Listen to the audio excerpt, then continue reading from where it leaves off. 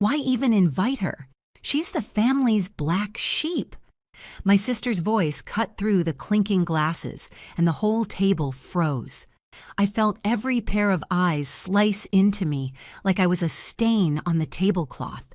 My hands were cold, but I didn't snap back. Instead, I set a small wooden box down beside the turkey, its scratched lid catching the light. I leaned forward just enough for my voice to carry. "Funny," I said, "calm, you might want to hear what Mom left inside." The room shifted. Chairs creaked. Glasses rattled. Even the football game on TV seemed to hush. They thought I'd stay quiet like always. Not this time.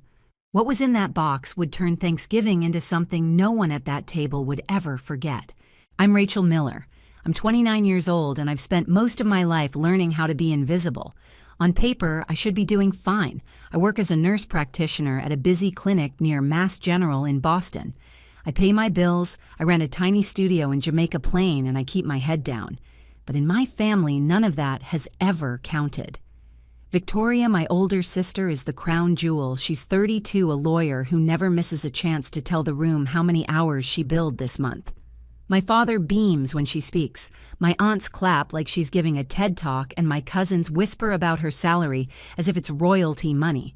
When it comes to me, they nod politely and change the subject. Nursing must be tiring, they say, the way you'd talk about cleaning out gutters.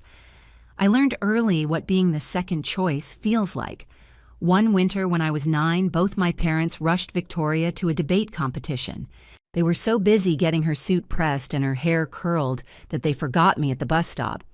I stood there in the freezing dark breath coming out like smoke fingers stiff inside my wet gloves, while snow piled on my backpack. By the time they remembered, I had counted every crack in the curb and promised myself I'd never beg for their attention again. Those cracks in the pavement never left me. They followed me into every holiday meal, every birthday party, every moment Victoria was toasted, and I was treated like the unpaid staff. She got a new Civic when she turned 16. I got a stack of used SAT books with Post-it notes still stuck inside. She got an apartment in Cambridge when she started law school. I got a lecture about learning to manage with less. Thanksgiving has always been the altar where this favoritism was displayed. The family doesn't just eat turkey. They put on a performance. The table gets dressed in lace, the wine bottles lined up like soldiers, and the speeches drag on about tradition and sacrifice. You don't miss Thanksgiving, not unless you want to be branded ungrateful. This year felt heavier, maybe because it was the second one without my mom. She had passed 2 years ago at Mass General, her last breath rattling against the white hospital sheets while I held her hand. My sister wasn't there. She was in court, too tied up to get away. Mom left me something that night, a small wooden box with a tiny silver key tied on a ribbon. Her voice was weak, but I remember every word. Keep it until you truly need it. I tucked it away on my bookshelf and never touched it. Not until tonight. Outside of family drama, my own life wasn't perfect. I was drowning in student loans. I picked up extra shifts at the clinic chasing overtime pay while my friends planned trips to Cape Cod. My ex walked out last year saying I lacked ambition, saying he couldn't stand being with someone who had no fire. He meant I wasn't Victoria. On top of that, my dad started asking me for small favors. Could I help with the grocery bill for Thanksgiving? Could I spot him a few hundred for the leaky roof? We'll pay you back, he promised, though. The payback never came. Every month, my account shrank while Victoria bragged about closing another real estate deal. The texts in our family group chat made it worse. Plans for Thanksgiving circulated. Victoria was buying wine. Dad was writing a toast. My aunt was bringing pumpkin pie. My role, Rachel, will handle grocery shopping and cleanup. No mention of me sitting down as part of the celebration. Just labor the same as always. Still, there was one person who saw me, my grandmother. She's quieter now, her steps slower, but her eyes miss nothing. Last year, she pressed a faded photograph of my mom into my hand. Behind it, taped to the back, was an old brass key. In case you need to open the attic, she said, her voice like paper crinkling. I didn't ask why. Later, I went up there alone and found boxes of tax receipts, old deeds, and a weathered envelope with my mother's handwriting. I didn't open it. I wasn't ready. But the hints kept stacking. I saw my sister scrolling through Zillow making comments about property in this area selling for millions. I heard my dad muttering about simplifying the deed before winter. Then a PDF appeared in the family chat, something about a quitclaim. They must have thought I wouldn't notice, or they assumed I'd sign without asking questions. I didn't. Instead, I began writing things down. The groceries I bought, the bills I covered, the nights I stayed late at the clinic so I could slip cash into Dad's hand. I started a file in my laptop titled Simply House. Line by line, I built my quiet case. All of that brought me to tonight, to this dinner, to the moment Victoria threw her insult across the table and thought I would sit in silence. But silence was no longer safety. Silence was erasure. So I placed the wooden box down next to the turkey, right under the glow of the chandelier. My sister's smirk cracked just a little, and I thought, this year Thanksgiving won't end the way they expect. After Mom's funeral, the imbalance in my family stopped being subtle. It became a constant grind, like a leaky faucet you hear in every room. Most days, I was the one holding things together. If Thanksgiving was coming, I bought the produce, the cream, the spices. Grocery receipts piled in my purse, little slips of proof no one cared about. My paycheck stretched thin between student loan payments and clinic rent, but I kept paying because no one else would. Meanwhile, Victoria arrived to every gathering like it was a press conference. She'd sweep in wearing a designer coat, balancing her phone, narrating her cases. I closed a 6-figure deal today, she'd announce, and the table would erupt in praise. My father would refill her wine before her glass even hit the table. When she caught me scrubbing a pan in the sink, she smirked. At least you're good with your hands. I pretended not to hear, but inside, something cracked. The manipulation grew bolder. One evening, my father called me while I was on break at the clinic. I was standing in the staff lounge, fluorescent light, buzzing above, trying to inhale a granola bar before my next patient. His voice came low and urgent. "Honey, I need you to sign a quick form. Just a roofing repair thing. No big deal." I knew better. "Send it to me first," I said. He paused. "Rachel, you don't trust your own dad." That sting of guilt was his favorite weapon. But I'd learned. The PDF he finally sent had quitclaim deed written across the top. Not a roofing bill. Not a minor fix. A legal document designed to erase me from ownership of the house. I didn't sign. That night, I couldn't sleep. I sat in my apartment listening to the radiator hiss, staring at the wooden box on my shelf. The ribbon still knotted around the tiny silver key. Mom's voice echoed in my head. "Keep it until you truly need it." My hands itched to open it, but I forced myself to wait. Timing mattered. Flashbacks invaded me in moments I least expected.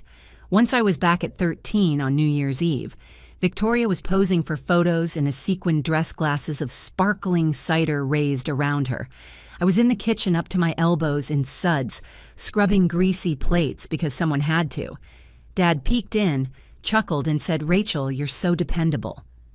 Dependable. The family's polite way of saying invisible. Other times I remembered being 16, fever burning through me alone on a bus ride to urgent care because everyone else was at Victoria's tennis tournament. The bus smelled of wet coats and disinfectant, and I pressed my forehead to the window until the glass felt cold enough to keep me upright. Those memories weren't just painful, they were warnings, proof of a pattern that would never change. Grandma was the only one who seemed to notice. One Sunday after church, she pulled me aside. Her hand, frail and warm, slipped a faded photograph of Mom into mine. Taped to the back was a brass key, heavy and tarnished. "It's for the attic," she whispered, "in case you need to look for answers." That night, I climbed the creaky attic stairs alone. Dust rose in clouds as I pulled open boxes. Among Christmas ornaments and yellowed tax forms, I found an envelope with my mother's handwriting. The edges were brittle, the ink smudged. I didn't open it then. I just pressed it to my chest, heart racing before slipping it back under the pile. Some things needed the right moment, but the cracks in their scheme showed. Screenshots from the family chat proved they'd been discussing the house without me. "Once we settle the deed, we can list it by spring," Victoria typed. My dad replied, "Don't mention this to Rachel, she'll get emotional." My role was written in black and white, the excluded one. So I began documenting every grocery bill, every roof repair I paid, every favor that drained me. I made a folder on my laptop labeled House a Quiet Rebellion. Evidence stacked up line by line. Still, they kept pressing. "Rachel, just sign already," my father said at a Sunday dinner. "It's just paperwork," Victoria added with a shrug. "Don't make this harder than it needs to be." I looked at them both across the table, mashed potatoes cooling on my plate, and forced myself to smile. Not yet. Inside, my pulse hammered. Because I knew what I had. Because I knew I wasn't walking into Thanksgiving empty-handed this year. Thanksgiving loomed closer, and every text from the family chat tightened my chest. The chatter was all logistics, wine pairings, seating charts, who was making cranberry sauce. Buried in the middle of the thread was a line that turned my stomach. "Dad will finalize papers after dessert." They weren't hiding it anymore. They were scheduling my erasure. At the clinic between patients, I scrolled back through those messages until the words blurred. The smell of antiseptic clung to my scrubs, the kind of smell you never shake even after you've showered twice. I thought of how many double shifts I'd pulled, how many times I'd sent money home while Victoria bragged about bonuses. And now they wanted to sign me away like I was a broken appliance. One evening I sat at my tiny kitchen table, bills spread out around me. Student loans, utilities, a late fee from my credit card. I ran my fingers over the wooden box. The silver key caught the light of my desk lamp, throwing a line of brightness across the bills. I whispered to the empty apartment, "Not yet, but soon." Grandma called the next day. Her voice was quiet but steady. "Rachel, don't let them corner you. Your mother was smarter than they gave her credit for." "What do you mean?" I asked. "She left things in order," Grandma said. "She trusted you to know when to speak. It wasn't much, but it was enough to keep me steady." Flashbacks crept in, again sharper now. I remembered being 21, home from college for Christmas. Victoria was unwrapping a new laptop, the kind with the shiny logo still glowing on the lid. I unwrapped a sweater 3 sizes too big, the tag still showing it had been on clearance. Everyone laughed at the mismatch. "Oh, Rachel, you'll grow into it," Dad said. But I was already grown, and I realized then gifts were never about me. They were about reminding me where I stood. That memory bled into others the way Victoria used to call me Dependable Rachel with a smirk. How Dad liked to joke that I was the practical one while he toasted Victoria's brilliance. Dependable, practical, invisible. The week before Thanksgiving, Victoria cornered me outside the house. The air was sharp with the smell of damp leaves, her heels clicking against the driveway. She handed me a manila folder. "Just sign," she said. "You'll make this so much easier." I glanced at the papers. Quitclaim deed again. My name lined up neatly beside a blank signature line. "No," I said. "Just that one word." Her lips tightened. "Don't play stubborn, Rachel. You don't even want this house." She was wrong. I didn't want the walls or the roof or the mortgage headaches. What I wanted was what the house represented, my mother's last act of fairness. I walked away, folder still in her hand. My legs shook, but I didn't look back. That night, I opened the laptop and added another entry to the house folder. Novi 21. Victoria tried to push quitclaim again, refused. My fingers trembled, but the words steadied me. Days later, I visited the attic one more time. Dust coated my hair, cobwebs clung to my sleeves. I pulled out the envelope I'd seen before and finally slid a letter opener under the flap. Inside was a folded sheet of paper, my mother's handwriting shaky but clear. "Rachel, this house is yours. I trust you to protect it. Don't let them take it from you." Tears blurred the ink, but I read it twice, 3 times. At the bottom was a copy of a codicil and official amendment to her will, notarized, signed. I pressed the papers against my chest, heart pounding. The attic smelled of cedar and dust, but in that moment it felt like oxygen. For the first time, I realized Mom hadn't left me defenseless. She had given me the weapon I needed. I sealed the envelope back into the wooden box, locked it with the tiny silver key, and set it on my desk. The box wasn't just a keepsake anymore. It was leverage. Thanksgiving would no longer be their stage. It would be mine. The dining room shimmered under the chandelier polished silverware, laid in rows, wine glasses catching the glow. Outside, Boston's November wind rattled the windows, but inside the heat of the oven and the smell of rosemary coated everything. Turkey mashed potatoes, pumpkin pie, it looked like a Norman Rockwell painting, only underneath something sour pulsed. I slid into my seat, the wooden box resting beside me like a loaded gun no one else noticed. Victoria's laugh rang out across the table, high and rehearsed. "Some of us work 12-hour days this week," she announced, swirling her glass. "That's why this house needs a real plan. Dad, don't you agree?" He nodded, clearing his throat. "Family comes first, and this property, it represents all of us. We can't afford complications." His eyes cut toward me. Forks scraped against plates, conversations faltered. Then he pulled an envelope from his jacket pocket and placed it in the center of the table. "Rachel, if you'd just sign this, we can keep everything simple." I stared at the envelope. Quitclaim deed. I already knew. Victoria leaned forward, voice sugar-coated. "It's just a formality. Everyone's on board. Don't make a scene." My pulse drummed in my ears, but I kept my hands steady. I brushed a crumb from the edge of the wooden box and said nothing. Rachel, Dad pressed. "You've always been dependable. Don't let us down now." There it was, that word again. Dependable. The leash they'd used all my life. I unlatched the box. The tiny key clicked louder than the clinking silverware. Gasps rippled around the table as I lifted the lid. Inside lay the folded letter and the notarized codicil. Victoria's smile faltered. "What's that?" I slid the papers onto the tablecloth right beside the cranberry sauce. "Mom's voice," I said. "She made sure this house wouldn't be stolen." Dad barked a laugh, brittle and sharp. "A letter. That's sentiment, not law."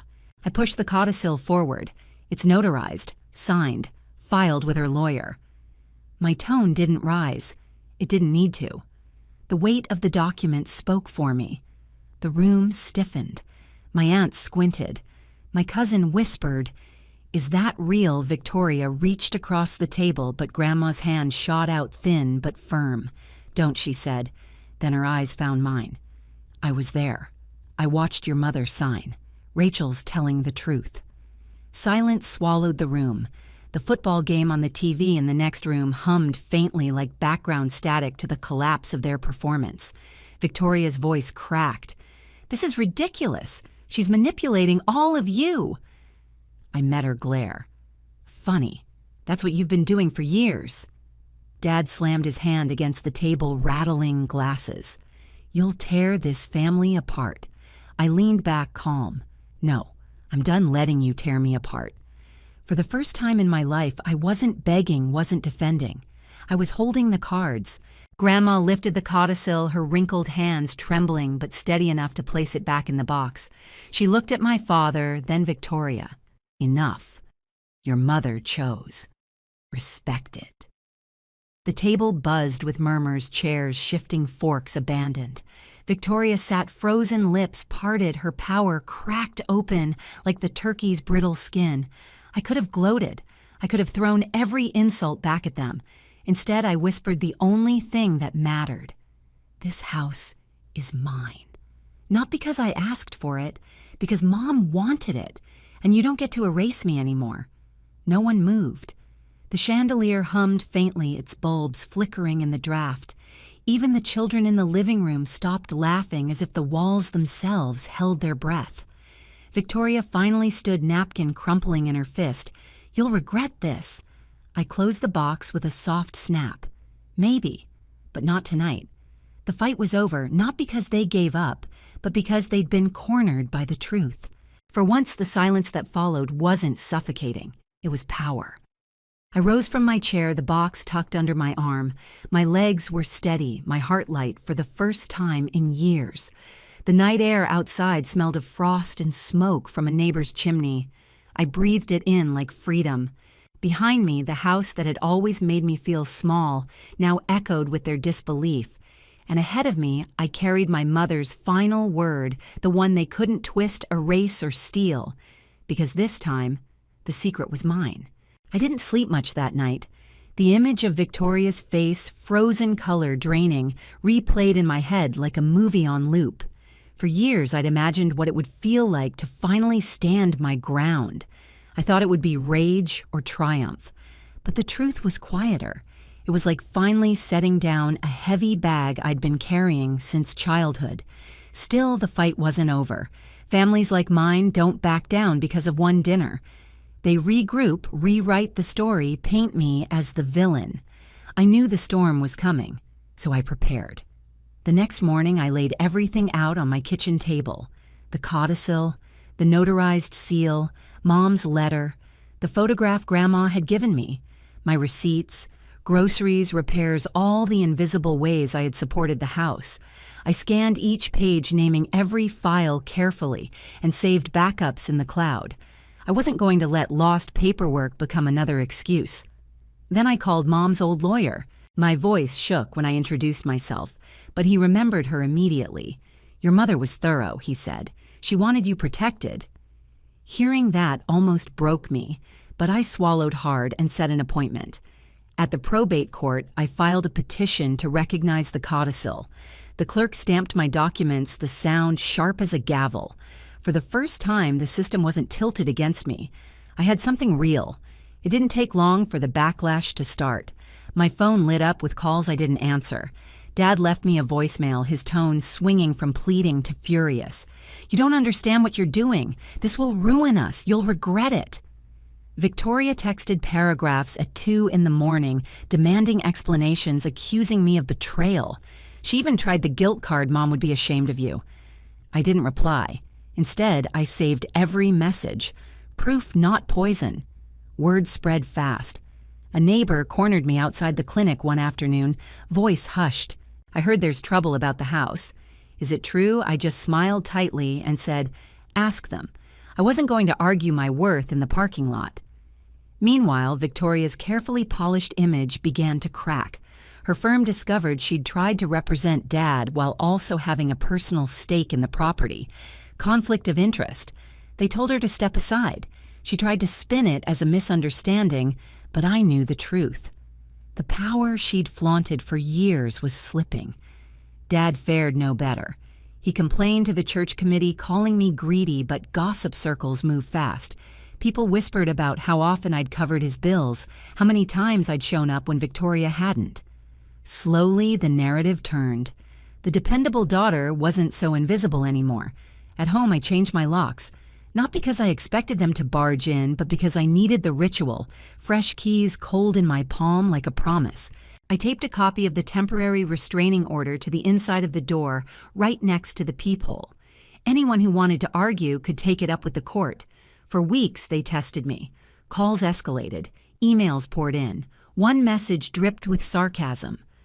"Congratulations, you've killed Thanksgiving."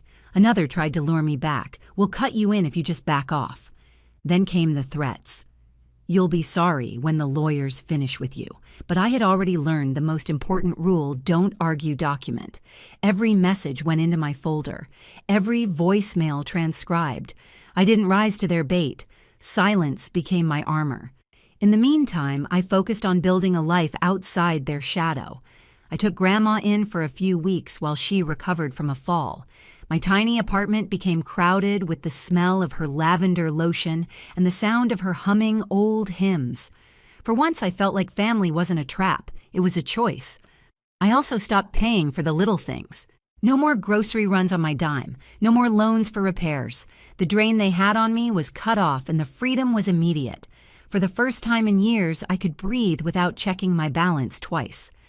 When the court date finally arrived, I walked into the probate office with the wooden box in my arms. The codicil was entered into record, Grandma testified, and the judge confirmed that the house would remain in my name. It wasn't a dramatic scene. No shouting, no slammed doors, just ink paper and law finally catching up to truth. Victoria stormed out before the session ended. Dad sat hunched, face pale. I didn't gloat. I didn't smile. I simply picked up the box and walked out the winter air, stinging my cheeks. Justice didn't look like revenge. It looked like clarity. It looked like finally drawing a line no one else could cross. That night, back in my apartment, I brewed coffee and sat by the window watching snow drift down onto the streetlights. My phone buzzed with another message from Victoria, but I didn't open it. I didn't need to. For once, I wasn't living on their terms. And as I set the box on my bookshelf, I realized something Mom must have known all along the house wasn't just wood and brick. It was proof that I mattered even if my family tried to erase me. They couldn't erase me anymore. Winter settled heavy over Boston. The Charles River froze in places, thin sheets of ice catching the pale morning sun. I jogged along the edge on Saturday's breath, puffing white in the air, my headphones pumping low music. For the first time in years, I didn't feel like I was running away. I was simply running forward. Back at my apartment, light poured through the kitchen window, spilling across the counter, where a small basil plant leaned toward the warmth. The wooden box sat on the shelf, closed and quiet. I didn't need to open it anymore. Its weight wasn't a secret pressing down on me. It was a reminder that I had chosen myself. I decided not to live in the old house. Too many ghosts, too much dust soaked in old arguments. Instead, I kept it in my name, secured by the court's ruling. I rented out the bottom floor to a young nurse just starting her career. She paid modest rent, and I used part of it to start a scholarship fund at the local community college in my mother's memory. Her name lived on in something clean, not in whispered fights over inheritance. Grandma came over most Sundays. We drank tea, ate simple meals, and she told stories about when she was a girl. No pressure, no judgment, just presence. Sometimes I caught her watching me with a soft smile, as if she saw the line of women in our family finally shift course. My father and sister stayed distant. I heard rumors Victoria working overtime to rebuild her reputation, Dad keeping quieter in church. Occasionally, a message would slip through another guilt trip, another attempt at rewriting history. I didn't bite. Silence was my final answer. The lesson was sharp, but clear. Family isn't always safety. Sometimes it's the fire you have to step out of to breathe again. For years, I let myself be erased, told I was practical, dependable, invisible. But Mom knew better. She left proof that I mattered, and when the time came, I used it. Not to destroy them, but to save myself. One evening, I walked past the old house. Lights glowed from the windows, laughter spilling faintly into the street. Tenants now not blood. I smiled. The house had become what it was always meant to be, a place where someone belonged. I turned my collar against the cold and kept walking. My life wasn't grand, wasn't glossy like Victoria's, but it was mine. My paycheck stretched far enough, my apartment was warm, and my nights were quiet. I was no longer the black sheep. I was simply Rachel, and that was enough. So I'll leave you with this question. If your family ever called you the black sheep and you held the truth in your hands, would you stay silent or would you finally let it speak? If this story hit you, don't forget to like, share, and subscribe so you won't miss the next one.